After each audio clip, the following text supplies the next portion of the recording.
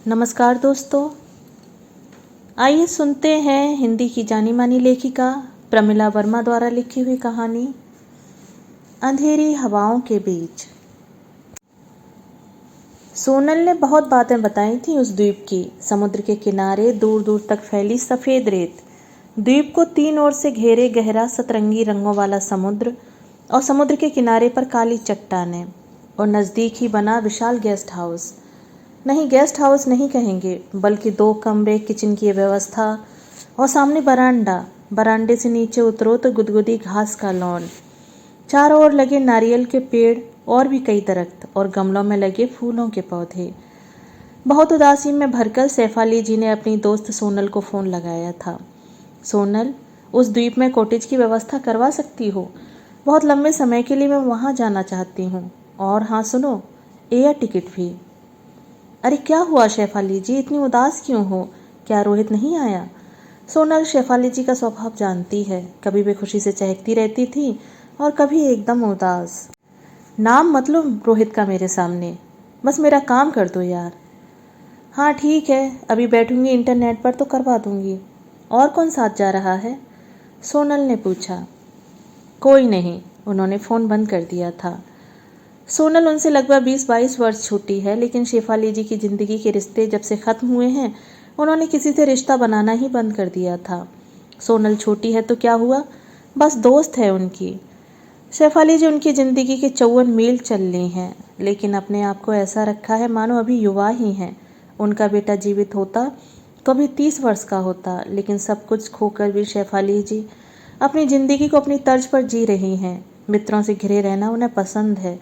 शेर और शायरी करती हैं, लेकिन स्वयं नहीं लिखती, बल्कि गज़लों को बहुत अच्छे से गा लेती हैं।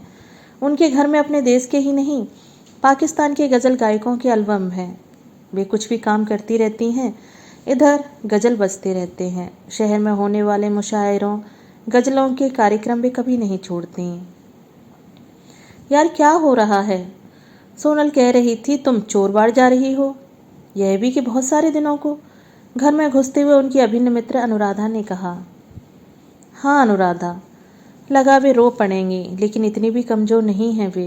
रोई हैं अनुराधा के सामने भी, लेकिन नहीं, अभी वे कुछ नहीं बता पाएंगे, शायद फिर कभी। बस अनुराधा, ऐसा लग रहा है कहीं किसी स्वच्छंद द्वीप पर अकेली जाकर रहूं, इसलिए सोनल को बुकिंग के लिए कहा। सोनल अपने साथियों के साथ वहां जा चुकी है और उसके अनुपम प्राकृतिक वर्णन का कसीदा पढ़ चुकी है। अनुराधा जानती है शेफाली को, जब उसको कुछ कहना होता है तब सब कुछ कह डालती है, नहीं तो कुछ भी नहीं। लेकिन शेफाली कम से कम अनुराधा से कुछ नहीं छिपाती। जिंदगी में ऐसा कुछ नहीं जो शेफाली और अनुराधा से आपस में छिपा हो। दोनों ने इधर उधर की बातें की, फिर पिछले गज़ल एल्बम की ताज़ा गज़ल दोनों ने मिलकर गाई। ठीक है यार, शिशिर आता होगा, घर में मुझे न पाकर रूठ कर बैठ जाएगा, मैं चलती हूँ, अनुराधा ने कहा। हाँ जाओ, शिशिर तो तुम्हारे लिए बच्चा है, जाओ उसे संभाल, वरना रात को अकेली पलंग पर कसमसाएगी तो वह सोफे पर सो जाएगा। अनुराधा के जाते ही शेफाली की आंखों के समक्ष कल का मंजर तैर जाता है। उफ, कैसे होते हैं ये पुरुष, क्या दोस्ती के यही मायने हैं? सोनल ने टिकट भी बुक करवा दी थी और वहाँ कॉटेज की बुकिंग भी। कल दोपहर की फ़्लाइट है, सोनल ने बताया। आप ही तो जल्दी जाना चाहती थी। नहीं ठीक है सोनल, कल की ही टिकट ठीक है, मुझे एकदम बदलाव चाहिए, वरना टूट जाऊंगी। अच्छा, याद से टिकट का प्रिंट निकाल लें, देखिए शूज़, सॉक्स, दवा, मोबाइल का चार्जर, और हाँ, अपनी इलेक्ट्रिक केटली और चाय वगैरह रख लें। हर बार आप बेसिक और ज़रूरी चीज़ें भूल जाती हैं, सोनल ने कहा। हाँ भाई, रख लेती हूँ, लो अटैची खोल ली है, बोलती जाओ मेरी माँ। वे हंसने लगी। उनके चहू और उनके वेल विशर हैं ही, लेकिन सोनल और अनुराधा, उन दोनों के बगैर तो उनकी ज़िंदगी अधूरी ही है। वे कुछ कपड़े रखती हैं, एक बड़ा कैप, हाथ ठिठक जाते हैं। रोहित लाया था गॉगल और कैप सिंगापुर से, वे कैप को दूर फेंक देती हैं। ऐसे लोगों की आदत दूर फेंकनी है। गॉगल तो वह पहले ही सोनल को दे चुकी थी, लेकिन अब रोहित था उनकी ज़िंदगी में, आज नहीं है। हाँ, गॉगल नाक पर चुभता था तो अलग कर दिया था। रोहित जिसकी यादों से दूर भागकर वे इस एकाकी द्वीप पर जा रही थीं। वह प्लेन की खिड़की पर अपना चेहरा सटाए साथ साथ उड़ रहा था। उन्हें इच्छा हुई कि प्लेन की खिड़की पर कुछ भारी चीज़ दे मारें, लेकिन ऐसा सोचने मात्र से वह दूसरी खिड़की से झांकने लगता। तो हम चोरबाड़ से 32 किलोमीटर दूर एयरपोर्ट पर उतर रहे हैं। वे अपनी अटैची थामे अकेली खड़ी थीं। मैडम शेफाली, होटल से टैक्सी आई है। वे सोनाली के प्रबंध को देखकर दंग रह जाती हैं। छोटी सी उम्र में वो अपनी फर्म की प्रबंधक है और बिजनेस की बड़ी बड़ी डील उसी के भरोसे छोड़ी जाती हैं। वे अपना मोबाइल ऑन करती हैं तो अनुराधा के एसएमएस चारों तरफ से टूट पड़ते हैं, मानो उनके चारों ओर अनुराधा के शब्दों की सुरक्षा दीवार बन गई थी। हाँ रे, पहुंच गई, धीरज तो रख, कॉटेज में पहुंचने दे, फिर फ़ोन करूंगी, अभी तो एयरपोर्ट के बाहर हूँ। उन्होंने एक छोटा सा फ़ोन अनुराधा को किया, फिर सोनल को फ़ोन लगाया। यार सोनल, टैक्सी भी आ गई है, अब हर जगह जाने का प्रबंध तुम्हारे जिम्मे। मेरी छोटी प्रबंधक मित्र। दोनों हंसने लगी थीं। सभी कसैली बातों को कुछ समय के लिए पीछे छोड़कर वे कॉटेज में घुसती हैं। वाकई समुद्र तट भी सुंदर है और जैसा सोनल ने बताया था, कॉटेज भी सुंदर है। मैम, चाय? हाँ ला दो, और ब्रेड बटर भी। उन्होंने हाई बीपी की दवा भी खानी थी। अब वे चाय नाश्ता करके कुछ समय आराम करेंगी और फिर देखेंगी कि चारों तरफ का माहौल कैसा है। उन्होंने चाय का घूंट भरा ही था कि लगा बाहर कॉटेज के गेट से कोई निकला है। वे झटपट कमरे की खिड़की पर आ गई। देखा, हाँ सचमुच कोई जा रहा था। अरे यह तो शाम का धुंधलका है और सामने समुद्र की गर्जन, इसीलिए तो वे यहाँ आई थी। उन्होंने जल्दबाजी में चप्पल ही पहन ली और मोबाइल हाथ में लेकर निकल गईं। सुबह से कुछ ऐसा हैवी खाया नहीं था, अब नाश्ता करके अच्छा लग रहा है। वे सीधे समुद्र के किनारे काली बड़ी चट्टानों की तरफ चली गईं। समुद्र की लहरें इन चट्टानों को टकराकर करीब 6-7 फीट तक ऊंची उछल रही थीं। उन्होंने अचानक अपने भीतर खुशी महसूस की और उन चट्टानों के पास लहरों की टकराहट के पास जाने को उतावली सी भागीं, ताकि उस ठंडे पानी की बौछारों को वे अपने शरीर पर महसूस कर सकें। इस जल्दबाजी में उनकी एक चप्पल चट्टान पर छूट गई थी और वे उसे उठाने समुद्र की लहरों की ओर भागीं। तभी एक पुरुष हाथ ने उनका हाथ पकड़ लिया। वे लगभग लहरों में गिर ही जातीं, लेकिन उन्हें किसी ने संभाल लिया। क्या करती हैं, अभी आप समुद्र में गिर जाती। तब तक दूसरी लहर ने आकर उन दोनों को समूचा भिगो दिया, फिर तीसरी, चौथी लहर ने। वे दोनों संभल ही नहीं पा रहे थे। हवा चीख रही थी, एक अद्भुत रुलाई सी थी हवा में। पुरुष ने उनका हाथ पकड़कर विपरीत दिशा की ओर खींचा। वह उन्हें चट्टानों पर काफ़ी दूर तक ले गया, जहाँ लहरें नहीं थीं। अरे मैं तैरना जानती हूँ, वे मुस्कराकर बोली। तैरना? मैडम, यह चोरबाड़ है। इन चट्टानों के नीचे जहाँ आप खड़ी हैं, दूर तक समुद्र का पानी है। यह एक लंबी चौड़ी सुरंग जैसी है। पिछली बार जब मैं यहाँ आया था तो 9 विदेशी पर्यटक ऐसी ही लहरों को अपने शरीर पर अठखेलियाँ कराने उस ओर गए थे। सेकंडों में वे 9 लोग गायब हो गए थे। फिर काफ़ी समय तक यहाँ सुरक्षा गार्ड तैनात किए गए थे। इस गांव के लोग बताते हैं, भाटा के समय भी इन सुरंगों में किसी ने जाने का साहस नहीं जुटाया। ओह, तो आपने मुझे बचा लिया, लेकिन मेरी चप्पल? जाने दीजिए, यह आपका चोरबाड़ का पहला दिन है। दोनों ही खिलखिलाकर हंसने लगे। सामने समुद्र के क्षितिज पर नारंगी गोला डूबने को व्याकुल था। कुछ ही मिनटों में तट जो एकाकी था, समुद्र, रेत, सब कुछ स्याह कालेपन में डूब गए। यहाँ के कॉटेज सुंदर हैं। मैं वर्ष भर में 3-4 चक्कर अवश्य यहाँ के लगाता हूँ। यह समुद्र का किनारा, सतरंगी पानी और यह विशाल दरख्त मुझे बुलाते हैं, उसने जानकारी दी। ओह, मेरा परिचय? मैं शैलेंद्र कपूर, पहाड़ का रहने वाला। मेरे कुछ बिजनेस हैं जिनसे थककर मैं यहाँ आता हूँ। जी, मैं शेफाली हूँ, बस यही परिचय। मैदानों से उबकर हम पहाड़ जाते हैं और आप लोग पहाड़ों से उबकर समुद्र किनारे आते हैं, शेफाली ने कहा। अजी, पहाड़ों से कोई उब सकता है? उन्हीं पहाड़ों को देखने के लिए अलग अलग मूड होता है, उसने कहा। वह कैसे? शेफाली अचानक उस व्यक्ति की बातों में घिरने लगी थी। वही, जैसे हर औरत खूबसूरत होती है। कई औरतें शरीर और मन दोनों से खूबसूरत, कई शरीर से और कई सिर्फ मन से। वैसे शेफाली जी, आप सचमुच सुंदर हैं।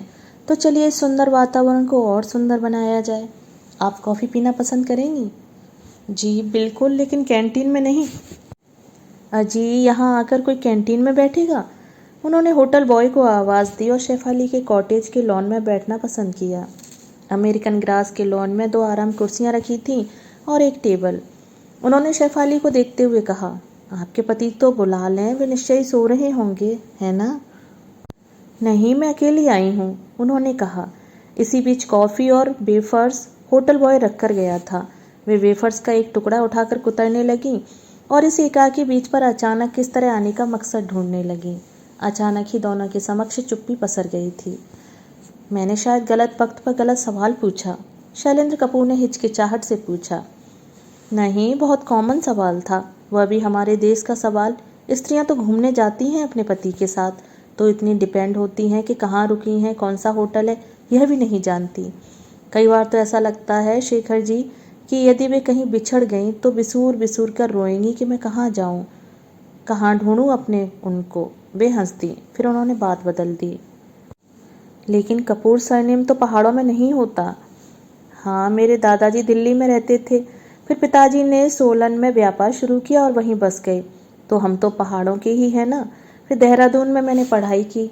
अचानक शैलेंद्र चुप हो गए। कॉफ़ी ख़त्म हो गई। औपचारिकता बस शैलेंद्र ने पूछा, डिनर का क्या प्रोग्राम है? मैं रूम पर ही डिनर मंगवाऊंगी, गुड नाइट, कहते हुए वे कॉटेज के भीतर चली गई। देर तक शावर कैप लगाकर वे शावर के नीचे नहाती रहीं। कितनी ढेर सी किताबें लाई हैं वे, जिन्हें मुंबई में वे पढ़ ही नहीं पाती थीं। अब कोई अच्छी सी गज़ल सुनेंगी और कौन सी किताब पहले पढ़नी है यह छांटेंगी। शावर कैप उतारा तो देखा सामने के बाल भीगे थे, घुंघराले काले बाल उनके गोरे चेहरे पर छाए थे। उन्होंने नए सिरे से अपने आप को देखा। माँ भी तो इतनी ही सुंदर थी, लेकिन बाबू सुंदर तो नहीं थे। लेकिन दोनों का अपार प्यार और एक दूसरे के प्रति समर्पण को वे आज भी महसूस करती हैं। क्या कोई पति वर्षों बीतते रहने के बाद इतना प्रेम कर सकता था जितना बाबू ने किया माँ को? कैसा है महेश? माँ ने शादी के बाद पहली बार आई हुई शेफाली से पूछा था। वह चौंक पड़ी थी। महेश? उसका तो स्पर्श तक नहीं जाना था उन्होंने। छोटी बहन हॉस्टल में रहकर पढ़ रही थी और बड़ी बहन अपने पति बच्चों में मगन थी। किससे बांटे हृदय का दर्द? लेकिन माँ काफ़ी कुछ समझ चुकी थी।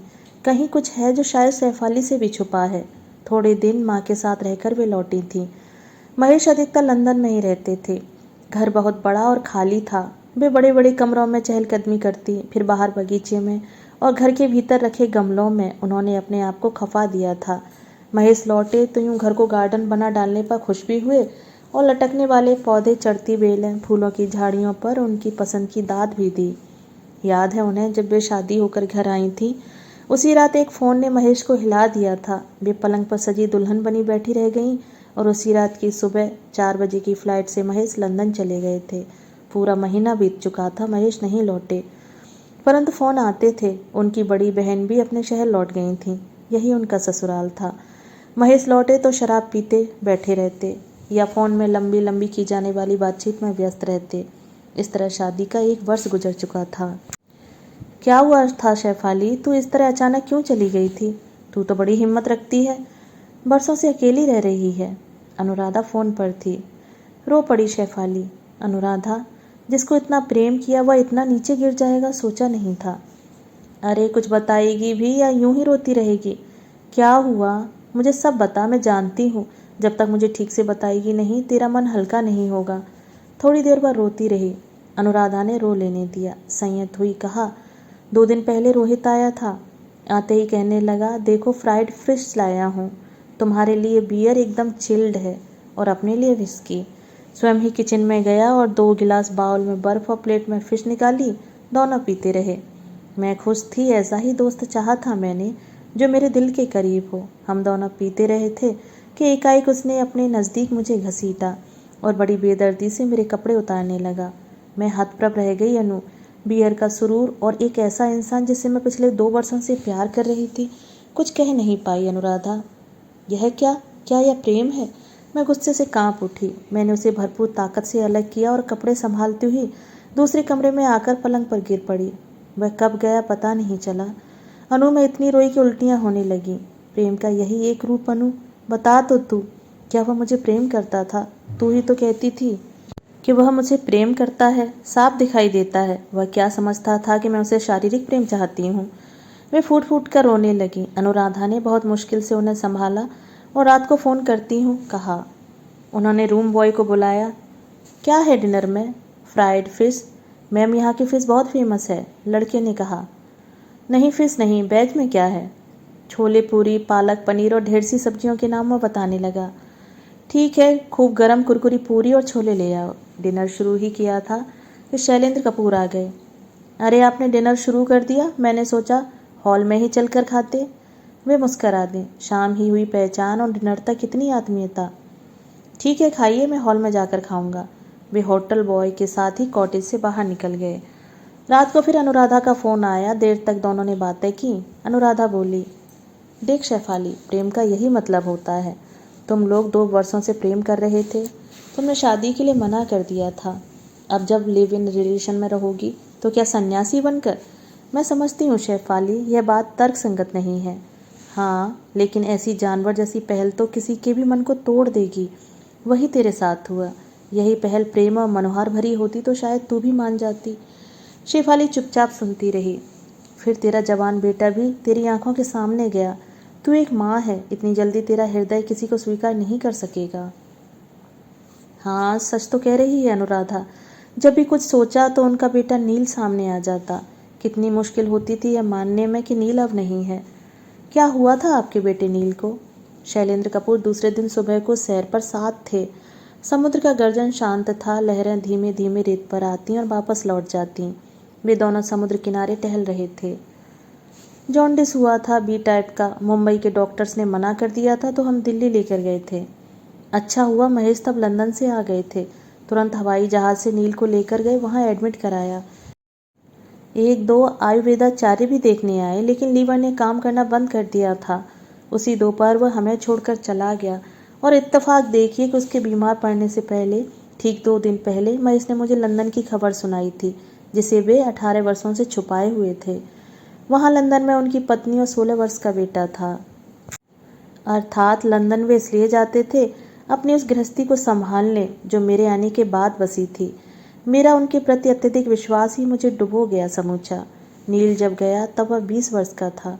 इतने वर्ष मुझे पता ही नहीं चला, यानी कभी महेश ने पता तक नहीं चलने दिया। इतनी खामोशी से सब कुछ छुपाया। वे मेरे पास ऐसे रहते थे मानो मजबूरी थी लंदन में रहने की, कि वे मुझे बहुत मिस करते थे। ओह कितना झूठ फरेब। मुझे लगता है उन्होंने नहीं बताया होता तो शायद मैं इतना न टूटती। लेकिन अचानक मुझसे दोनों छिन गए।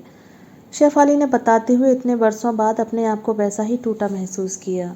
समुद्र पर सूर्योदय की सतरंगी किरणें अटखेलियां कर रही थीं, जैसे पानी पर इंद्रधनुष खिलाया हो। मुझे इसीलिए यहाँ का समुद्र भाता है, इंद्रधनुषी रंगों वाला।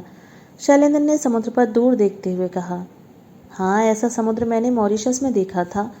मॉरिशस तो महेश के साथ ही गए थे, लेकिन बाद में उनके लंदन बस जाने के बाद अकेले ही घूमते रहे। शेफाली ने कहा। क्या बिजनेस था महेश जी का? कार्गो का। बात में सुना उनका लंदन में बहुत खूबसूरत बंगला है, जहाँ नेहा और उनका बेटा रहते हैं। समझ में नहीं आया शेफाली जी, आप सुंदर हैं, पढ़ी लिखी हैं, फिर महेश जी ने ऐसा क्यों किया? शेखर कपूर को इतने अंतरंग प्रश्न करने का हक किसने दिया? शेफाली सोचती है, लेकिन फिर भी वे इस उलझे चक्रव्यूह में फंस रही हैं। क्या वे जानती नहीं कि भीतर से वे भरपूर सशक्त हैं, सीधी हैं, लेकिन इतनी भी नहीं कि किसी को समझ न पाएं। वर्षों से अकेली रह रही हैं। अभी तक तो अनुराधा ही सब कुछ पूछती थी, अब यह शेखर कपूर।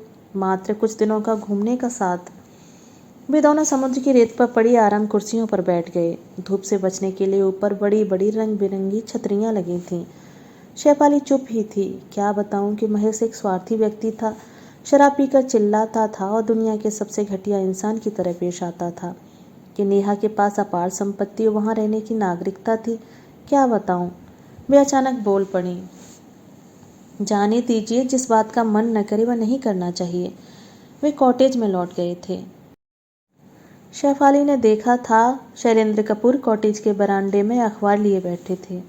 आकर्षक व्यक्तित्व है इस पुरुष का, कितना कुछ पूछता है और वे मंत्रबद्ध होकर सब कुछ बताती रहती हैं। भीतर पहुंचकर उन्होंने अपने छोटे से सीडी प्लेयर पर नृत्य के गाने लगा दिए। वे कहीं भी जाती हैं अपना सीडी प्लेयर अवश्य साथ ले जाती हैं। उन्होंने चुनरी को कमर पर कसकर बांध लिया, बिखरे घुंघराले बालों की पौनी बांधी और ट्रेवल बैग से अपने घुंघरू निकालकर बांध लिए। अब वह नाच रही थीं। 1 नृत्य, 2 नृत्य, 3 नृत्य, फिर तीसरा नृत्य पूरा होते ही वे निढाल सी सोफे पर गिर गईं। सांस धौंकनी सी चल रही थी। वे बहुत उत्तेजित हो रही थीं। इस वक्त उन्हें रोहित के सिवा कोई दूसरा याद नहीं आ रहा था। इच्छा हुई रोहित की तस्वीर अलमारी से निकालकर फेंक दें और टूटी गिरी कांचों पर नृत्य शुरू कर दें, घायल हो जाने दें अपने पैरों के उन तलवों को जिनकी तारीफ रोहित किया करता था। मुलायम और गुलाबी तलवे मैंने किसी के नहीं देखे। नृत्य रुकने पर रोहित ने उन्हें अपनी बाहों में कस लिया था। कहाँ थी तुम अभी तक? तुम्हें तो फिल्मों में जाना था। अनोखा सौंदर्य, अनुपम नृत्य। वे थक कर रोहित के कंधे पर अपना सिर रख देती हैं। महेश तो जानते थे कि उन्हें नृत्य प्रिय है, लेकिन कभी नहीं कहा कि दिखाओ, बल्कि वे गाना बजते ही बाहर से रूम बंद कर देते थे। लगा दो जोड़ी आंखें खिड़की पर झांक रही हैं। सच में शैलेंद्र ही थे। वे मुस्करा दी। दरवाज़ा खोला, तब तक घुंघरू पैरों में बंधे थे। वे बगैर इजाज़त लिए भीतर आ गए। शेफाली जी, कोई अपने अकेलेपन को अपने दुखों के साथ इतनी जिंदादिली के साथ जिए, यह पहली बार देखा सुना। आप सचमुच जीनियस हैं। मैं सोचता था पत्नी की मृत्यु के बाद सब कुछ खत्म हो गया। मैं उन्हें प्रेम करता था, कभी नहीं सोचा कि कोई दूसरा जिंदगी में आ सकता है। लेकिन आपने तो सारी परिभाषाएं एक तरफ सरका दी। इस निर्जन द्वीप में नृत्य, गजल पाठन। इस निर्जन द्वीप में आने का कारण नहीं पूछूंगा, लेकिन यदि एक नृत्य दिखा सकें तो। वे अचानक उठकर खड़ी हो गईं। उन्होंने सीडी प्लेयर पर एक सूफी गाना लगाया। उस पर नृत्य मानो कोई 21-22 वर्ष की माहिर नृत्यांगना समक्ष हो। वे मंत्रमुग्ध हो देखते रह गए। नृत्य पूरा हो चुका था। वे घुंघरू खोल रही थीं। माथे पर पसीने की बूंदें थीं जिसमें घुंघराले बाल चिपक गए थे। वे बोली, एक बार फिर टूटी हूँ शैलेंद्र जी, बहुत अरसे के बाद। नील के जाने के बाद सोचा था फिर कोई जिंदगी में आया है। मैं उसे प्यार करने लगी थी, लेकिन उसने मुझे ऐसा डुबोया कि बहुत कोशिश की, लेकिन किनारे दूर हटते गए। फिर फिल्मों में असिस्टेंट डायरेक्शन में कार्यरत था। उसका परिवार अर्थात उसकी माँ, पिता और भाई आदि दूसरे शहर में रहते थे। मुझे पहले ही समझ जाना था कि वह महेश से अधिक स्वार्थी है। शायद मुझे लोगों की पहचान नहीं है। मैं उससे लिव इन रिलेशन में रहना चाहती थी। मेरे शहर में भरपूर संसार है, मित्रों का, सभा सोसाइटी का। लेकिन वह कहता था, तुम शादी करके मेरे घर रहोगी, वहाँ माता पिता की सेवा करोगी। मेरी दोनों भाभियाँ भट्टी पर नान रोटियाँ सेकती हैं। नान रोटियाँ आदि वहाँ के ढाबों पर बिकने जाती हैं। यह काम तुम भी करोगी। मैं कभी कभी आया करूँगा, फिर हम बहुत प्यार करेंगे। वे हंसने लगीं। वाह, क्या जिंदगी की प्लानिंग थी। उन्होंने कहा था, वह जानता था मैं कैसे रहना पसंद करती हूँ, लेकिन वह अपनी सड़ी गली इच्छाएं मुझ पर थोपने लगा। मैंने सोचा चलो शादी या साथ रहने की कामना न सही, एक अच्छा दोस्त तो है ही। लेकिन एक दिन उसने दोस्ती की सीमाएं भी तोड़ दी। वे अचानक चुप हो गए। शेखर ने भी शेफाली से कुछ नहीं पूछा। रात अनुराधा को फ़ोन पर बताया, अनु, मेरे कॉटेज के बाजू में ही उसका कॉटेज है। हम मॉर्निंग इवनिंग वॉक, समुद्र किनारे पर चहलकदमी, डूबते उगते सूरज को देखना। लगता है वे एक अच्छे समझदार मित्र साबित होंगे। रोहित का दिया घाव भी भर ही जाएगा। देख शेफाली, तू फिर वहाँ से शीशे की तरह टूट कर नहीं आना। तेरी शीशे की किरचें फिर तू टूट टूट कर बटोरेगी। मुझे अच्छा नहीं लगता तेरा इस तरह टूटना बिखरना। समझती क्यों नहीं? पुरुष यही एक चाहत हमसे रखते हैं, पहले महेश फिर रोहित। वे हूँ हाँ करती रहीं। फ़ोन बंद हो गया। आई तो थी अपनी घुटन से उबरने, यहाँ आकर वे ऐसे। नहीं, वे और टूटना नहीं चाहती। ठीक ही कहती अनुराधा। सुबह वे जल्दी उठ गईं, यहाँ तक कि समुद्र अंधेरे में डूबा था। वे बाहर निकल गईं। वहाँ अंधेरी हवाएं चल रही थीं। काला समुद्र भी उन अंधेरी हवाओं के साथ गर्जन कर रहा था। उन्होंने अनु को फ़ोन लगाया। नहीं, वह कहाँ इतनी जल्दी उठती है, वह तो पति की बाहों में गहरी नींद में होगी। उन्होंने अनु को SMS किया, मैं आ रही हूँ अनु, आज ही। वह जब तक SMS खोलेगी मैं एयरपोर्ट पर शायद हवाई जहाज़ में बैठ चुकी होंगी। उनके पैरों के नीचे अंधेरे में डूबी काली रेत थी। वे तेजी से कॉटेज की ओर बढ़ रही थीं। दोस्तों, अभी आप सुन रहे थे प्रमिला वर्मा जी द्वारा लिखी हुई कहानी अंधेरी हवाओं के बीच। दोस्तों, उम्मीद करती हूँ कहानी आपको ज़रूर पसंद आई होगी। मिलते हैं एक और नई कहानी के साथ। धन्यवाद।